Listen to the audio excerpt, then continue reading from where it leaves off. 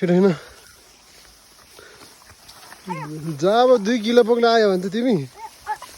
मामाले यति ल मामाले यति धेरै बोकिया तिमी यार हेर मामाको यहाँ ल छिटो यत्रो घाँस पाएछ खुट्टा चिलाउँछ ढाड चिलाउँछ अहिले ल सक्यो त यति त हो नि जा अब ल होइन